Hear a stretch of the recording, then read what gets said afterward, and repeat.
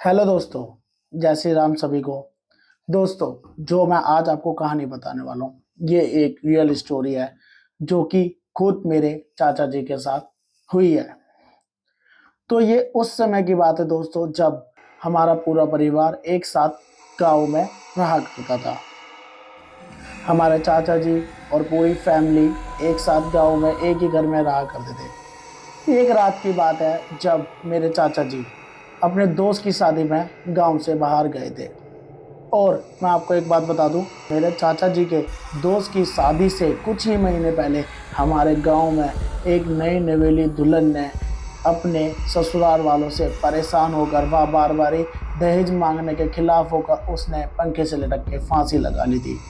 और लोगों का मानना था कि वो आत्मा उसकी आत्मा आज भी गांव में लाल जोड़े में इधर उधर भटकती रहती है।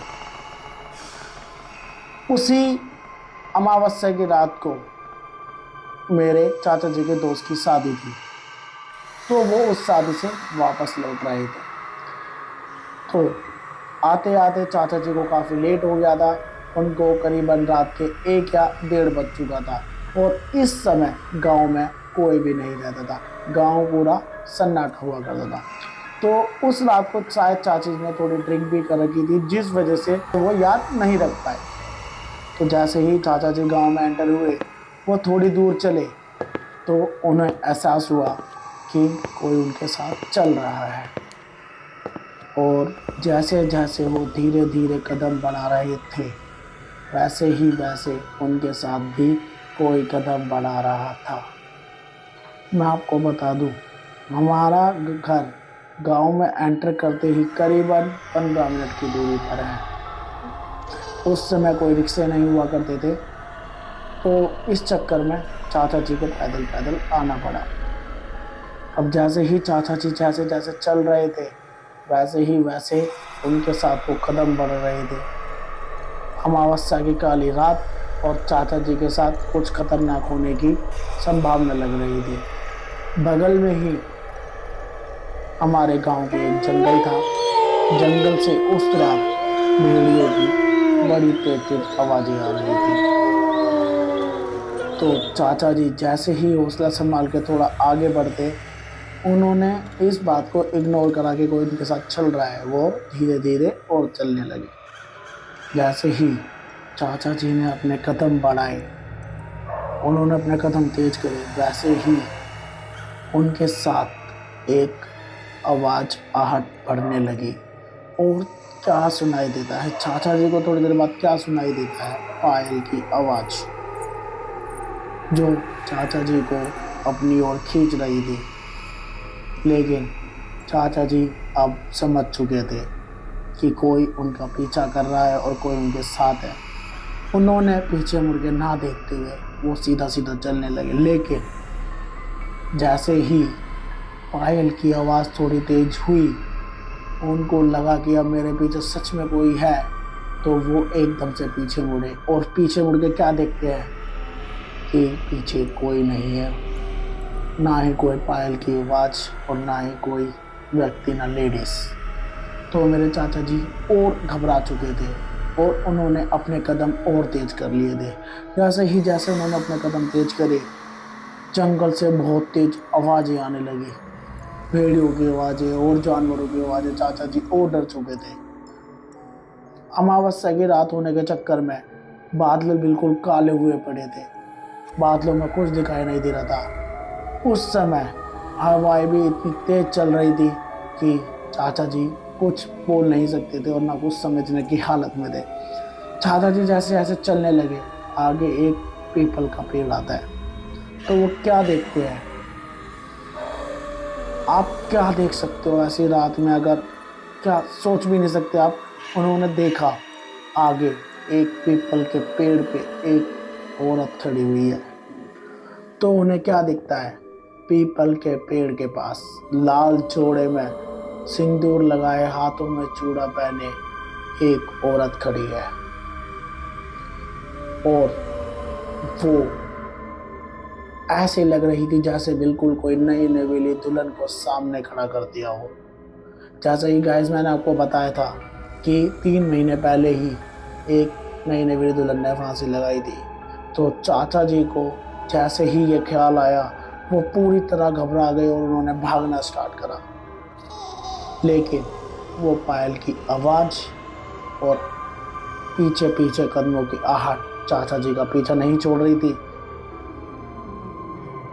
ये बात जब चाचा जी हमें बता रहे थे तो आप देख सकते हो हमारे कैसे रोंगटे खड़े हैं। ऐसे ही उस समय हमारे रोंगटे खड़े थे, क्योंकि ये एक रियल कहानी है, रियल स्टोरी है ये।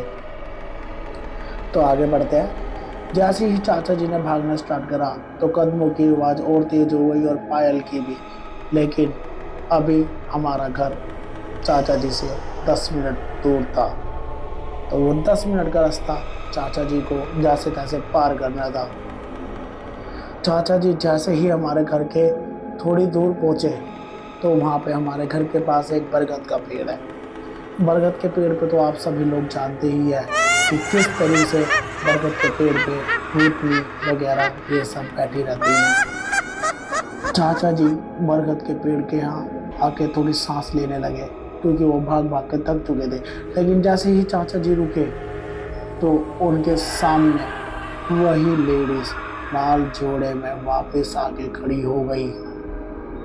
चाचा जी उस समय पूरे घबरा चुके थे कि वो क्या करे क्या नहीं, कुछ उन्हें समझ नहीं आ रहा था। वो सिर्फ उस लेडीज को देखे जा रहे थे और लेडीज उन्हें घूरे जा रही थी। आप समझ सकते हो गाइस वो मंजर कैसा रहा होगा। उस समय पे चाचा जी आप होते तो चाचा जी का आप क्या करते?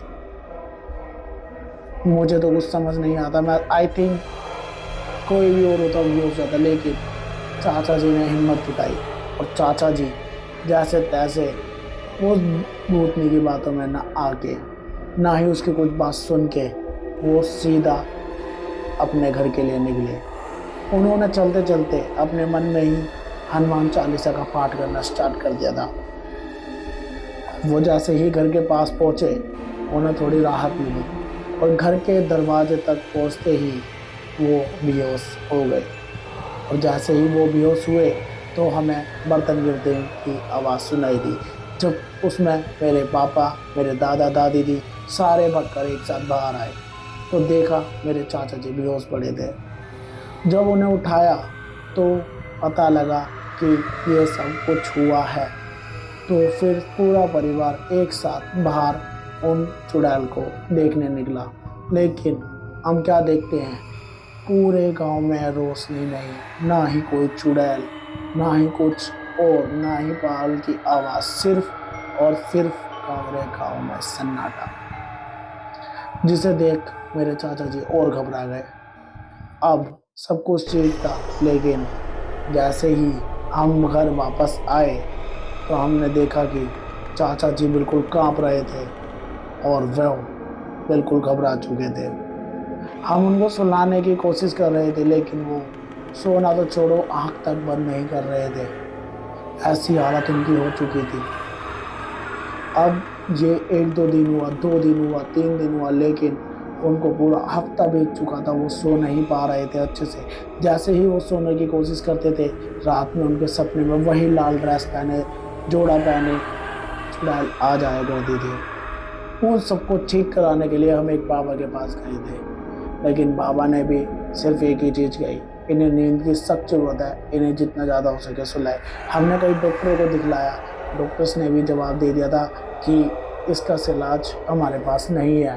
तो जैसे तैसे धीरे धीरे करके हमने घर में कई पाठ पूजा कराए, इन्हें कई बाबाओं को दिखलाया, तब जाके ये थोड़ा बहुत शांत हुए और आज की डेट में ये बिल्कुल ठीक है। लेकिन जब जब ख्याल सताता है उस लाल चुड़ैल भूतनी का तो ये घबरा से जाते हैं। तो दोस्तों ये था रियल स्टोरी। अगर आपके घर में या आपने किसी भी दोस्त ने ऐसा कोई रियल स्टोरी हो या फिर किसी ने भूत देखा हो तो मुझे कमेंट करके जरूर बताएं। और ऐसी ही रियल स्टोरी सुनने के लिए मुझे सब्सक्राइब एंड फॉलो कर लीजिए। धन्यवाद।